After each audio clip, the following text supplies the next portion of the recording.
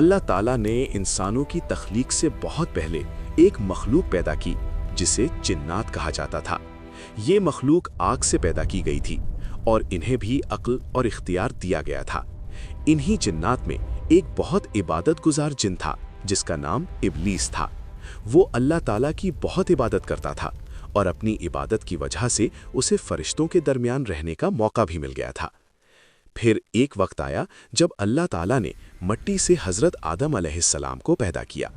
جب حضرت آدم علیہ السلام کی تخلیق مکمل ہوئی تو اللہ تعالیٰ نے تمام فرشتوں کو حکم دیا کہ وہ حضرت آدم علیہ السلام کے احترام میں سجدہ کریں۔ اللہ کے حکم پر سب فرشتوں نے فوراً سجدہ کر لیا، لیکن ابلیس نے سجدہ کرنے سے انکار کر دیا۔ ابلیس کے دل میں غرور آ گیا تھا۔ اس نے کہا کہ میں آگ سے پیدا ہوا ہوں اور آدم مٹی سے پیدا کیے گئے ہیں، اس لیے میں ان سے بہتر ہوں۔ اس غرور اور نافرمانی کی وجہ سے اللہ تعالیٰ نے ابلیس کو اپنی رحمت سے دور کر دیا اور جنت سے نکال دیا۔ اسی وقت سے ابلیس شیطان بن گیا اور اس نے یہ عہد کر لیا کہ وہ انسانوں کو سیدھے راستے سے بھٹکانے کی کوشش کرے گا۔ یہ واقعہ ہمیں یہ سبق دیتا ہے کہ غرور اور تکبر انسان کو تباہی کی طرف لے جاتے ہیں، جبکہ عاجزی اور اللہ کے حکم کی اطاعت ہی کامیابی کا راستہ ہے۔